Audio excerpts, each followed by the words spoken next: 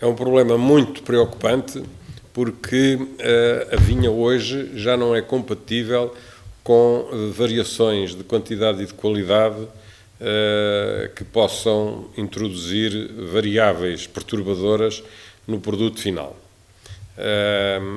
O vinho hoje é um produto altamente tecnológico.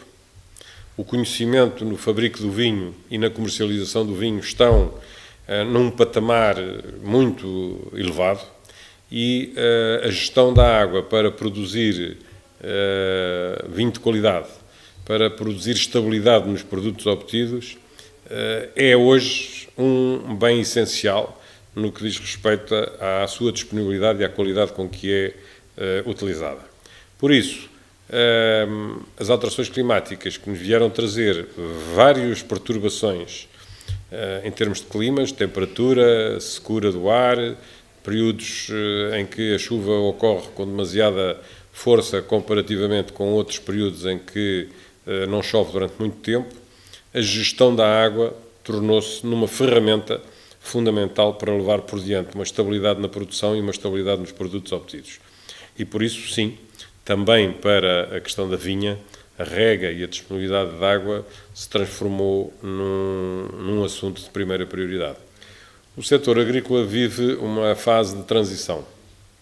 Estamos num período de final de um ciclo da política agrícola comum e é ainda desconhecida a fórmula dessa revisão ou dessa nova, entre aspas, política agrícola comum que virá a partir do próximo ano em termos de decisões políticas e em termos de aplicação prática, talvez daqui a 2 ou 3 anos.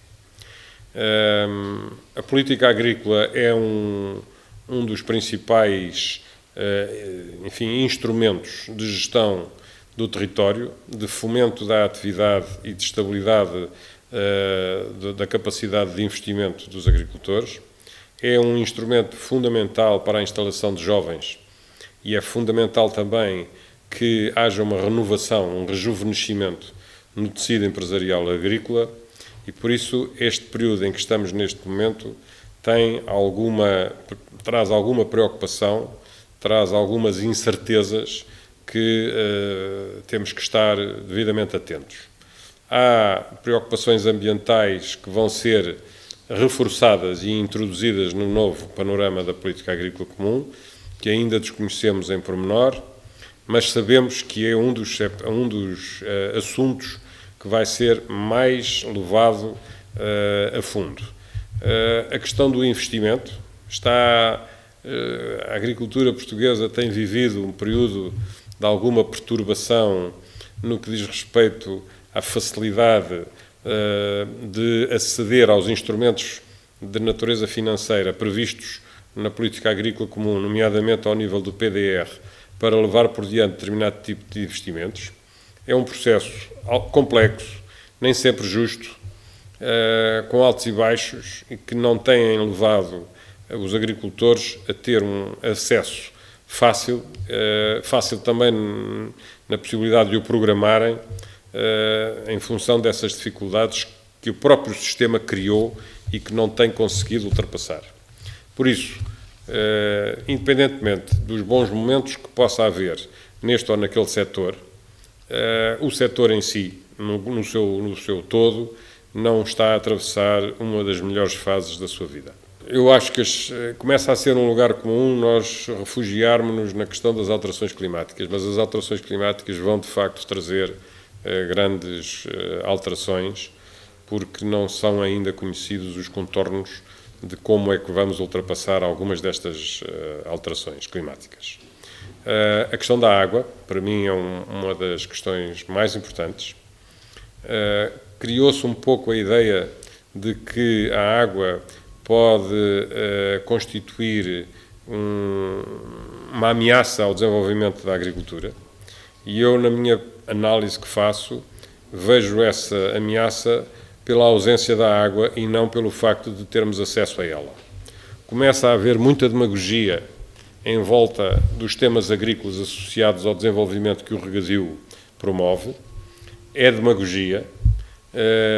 A agricultura que se pratica nos dias de hoje tem conhecimento e tem segurança como não havia há 10 ou há 15 ou há 20 anos atrás, e por isso é completamente absurdo, é até contraproducente dar voz a esse tipo de preocupações que não têm objetividade técnica, mas têm sim por trás muitas vezes situações de caráter ideológico. De maneira que as minhas principais preocupações são a estabilidade da Europa em termos políticos, que numa fase de transição eleitoral pode trazer alguma perturbação, as relações com os Estados Unidos e dos Estados Unidos com outros grandes blocos, como seja a Rússia e a China, que arrastam Portugal arrastam a Europa e Portugal para essas perturbações, e a questão das alterações climáticas, que em Portugal tem como principal preocupação a questão do armazenamento de água e do acesso a essa água. Eu tenho dito já várias vezes que o Sr. Ministro Capolas Santos é um homem muito conhecedor não só do setor agrícola português, como também da forma como a agricultura é tratada ao nível da Europa.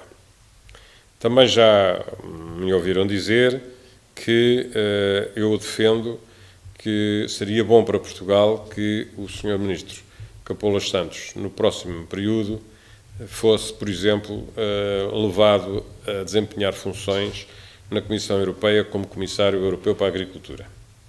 Digo isto com sinceridade, porque o Sr. Ministro Capolas Santos é um homem que conhece a Europa como poucos políticos conhecem, é um homem de reconhecido mérito pelo trabalho que desenvolveu enquanto relator da política agrícola comum que está agora a encerrar um ciclo. Foi condecorado pelo governo francês, exatamente nessa qualidade, na qualidade de ter prestado um bom serviço à agricultura europeia, e o Comissário da Agricultura deve ser sempre de origem de um país não muito grande, um país pequeno, e estava na altura de termos um país do Sul, onde estas questões da água e das alterações climáticas se afirmam com mais influência. Estava na altura de haver um país do Sul a assumir a pasta da agricultura. E por isso, o único país do Sul que se enquadra neste esquema que eu referi, um país pequeno e um país mediterrâneo, é Portugal, uma vez que a Grécia não tem nem a importância que tem Portugal em termos agrícolas, nem tem capacidade neste momento de estar a desempenhar essas funções, segundo a minha perspectiva. Isto não significa que a política do Ministério da Agricultura, em termos nacionais, seja exatamente aquilo que nós gostaríamos que fosse ou que tivesse sido. Temos algumas discordâncias ou alguns pontos de vista diferentes em relação a vários temas. Talvez aquele que tenha menos diferenças seja exatamente o tema da água, mas infelizmente o tema da água não é da responsabilidade do Sr. Ministro da Agricultura a nível nacional. Em termos de gestão ao nível do Governo, a água pertence ao Ministério do Ambiente, e com o Ministério do Ambiente nem sempre é fácil fazermos o ponto de ligação pela perspectiva que nós a entendemos. Nas outras matérias, com o Ministério da Agricultura, também temos tido algumas divergências, nomeadamente o pacote legislativo associado à floresta, a questão das obrigações que foram introduzidas na legislação, atribuindo responsabilidades aos proprietários florestais, que na nossa análise são para lá do que seria expectável, ou do que seria razoável, até numa perspectiva de salvaguarda dos bens públicos que ultrapassam a propriedade privada. O desenvolvimento do regadio, que na nossa análise ficou aquém no Plano Nacional de Investimentos, e, portanto, gostaríamos que o Ministério da Agricultura tivesse levado mais além a ambição associada ao Plano de Desenvolvimento do Regadio, para além daquilo que está neste momento em curso, e a questão também da gestão do PDR, que na nossa análise deveria ter merecido uma reestruturação que acabou por não ser levada por diante e que está, neste momento, a chegar à sua fase final. Portanto, mas, por exemplo, outra questão. Às vezes, quando nós reivindicamos medidas de curto prazo para que os agricultores ultrapassem situações complicadas, nomeadamente em relação à seca, também há, às vezes, um calendário que não é o calendário que nós gostaríamos que existisse. Portanto, resumindo, é um Ministério que nós reconhecemos que tem méritos, mas que também tem deméritos, no sentido de que gostaríamos que tivesse puxado um pouco mais pelo próprio setor. Eu fico satisfeito por me fazer essa pergunta, porque ela tem uma forma de ser respondida de duas maneiras. Em primeiro lugar, dizer-lhe que sim, e basta acompanhar a forma como os visitantes visitam e se comportam em termos de aquisição de produtos e de consumo de produtos, para ver que há uma nítida confiança nos produtos expostos e na forma como os produtos são fabricados e produzidos. A outra razão por que fico satisfeito com o facto de me ter feito essa pergunta é porque eu visitei a Feira da Agricultura em Paris há uns meses atrás e verifiquei que, lá como cá, o consumidor aprecia muitíssimo o trabalho dos agricultores de uma forma geral. Infelizmente, há alguma comunicação social, ou há pelo menos um enaltecimento de determinadas notícias que fazem notícia e que podem prejudicar esta mensagem de que só há um tipo de agricultura ou só há um tipo de comportamento que possa salvaguardar a saúde das pessoas. Essas posturas são perfeitamente erradas e podem conduzir, inclusivamente, a uma perturbação do comportamento dos consumidores em prejuízo deles próprios. Hoje em dia, a agricultura é praticada de uma forma muito mais científica, muito mais assente no conhecimento, e quer os produtos que são utilizados na produção, quer os produtos que chegam ao consumidor, têm uma qualidade e uma garantia de qualidade incomparavelmente superior ao que se verificava há uns anos atrás, e não são assim tão distantes quanto isso. Isto não quer dizer que não haja ainda mais coisas a fazer, até numa perspectiva de diminuir a pegada ecológica dos produtos, de enaltecer a produtividade relacionada com a proximidade. Se houver condições para as pessoas darem preferência aos produtos produzidos perto de casa, é uma questão, é uma postura, é uma escolha, e as próprias redes comerciais começam a adaptar-se e a dar valor a essa situação. Isso não quer dizer que os produtos não possam ou não tenham que viajar para poderem chegar a vários pontos do território, porque nós gostamos de ter cerejas do Fundão no Algarve ou no Minho, e também gostamos de ter vinho verde do Minho no Algarve ou em Lisboa, e por isso é nesse aspecto que eu estou a referir-me. Quanto à segurança, toda a agricultura que é praticada na Europa está revestida de medidas de controle, de sanidade e de proteção ambiental incomparavelmente maiores do que os produtos produzidos no resto do mundo. E por isso, a mensagem que eu acho que deve ser passada, nem sempre talvez com muito sucesso, é de que o consumidor deve ter confiança nos produtos de origem nacional e, em segundo lugar, nos produtos de origem europeia. Todas as questões que são trazidas em termos de saúde pública ou em termos de preferência alimentar são questões que dizem respeito ao consumidor, mas tem que ser um consumidor informado. Não pode agir pelo medo, tem que agir pelo conhecimento. Se ele preferir o alimento A ao alimento B, com base numa opinião formada devidamente instruída, muito bem. Se for apenas porque fulano disse, cicrano acha que sim ou cicrano acha que não, aí eu estou totalmente em desacordo e a comunicação tem que ter outro tipo de veemência. A Feira Nacional da Agricultura tem vindo, ano após ano, a fazer vários tipos de investimentos. Em primeiro lugar, o bem-estar dos visitantes e o sucesso da presença dos expositores. Os expositores são quem dá a forma à feira, os visitantes são quem viabilizam a feira. O ano passado a feira ultrapassou a fasquia dos 200 mil visitantes. Nós temos a esperança de que este ano essa fasquia volte a ser ultrapassada, não só porque se espera bom tempo, como também pelas novidades que trazemos à feira. Aumentámos um parque de estacionamento, aumentámos a área de exposição, temos programas de vária natureza para atrair públicos de também vária natureza. A Feira da Agricultura é também a Feira do Ribatejo.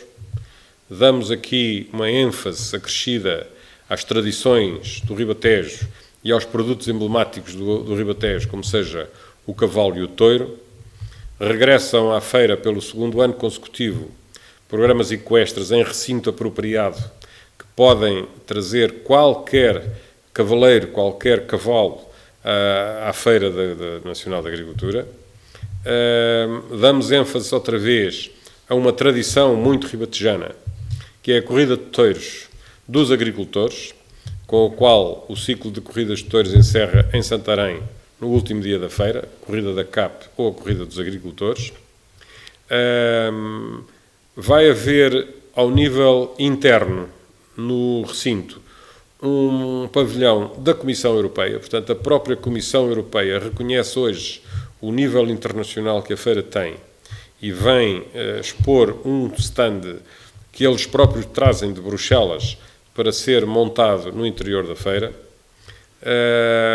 Toda a zona tradicional associada às associações da região de Santarém, a chamada zona das Tasquinhas, foi totalmente requalificada, com uma nova decoração, com uma nova forma de estar, por forma a que o nível desse espaço acompanhe o nível do resto do espaço que tem estado a ser melhorado ano após ano. Temos mais sombra, temos maior área de exposição, temos mais espetáculos e por isso tenho a esperança de que a Feira Nacional da Agricultura, que tem vindo a afirmar-se, ganhe mais um degrau no prestígio que vem alcançando ano após ano.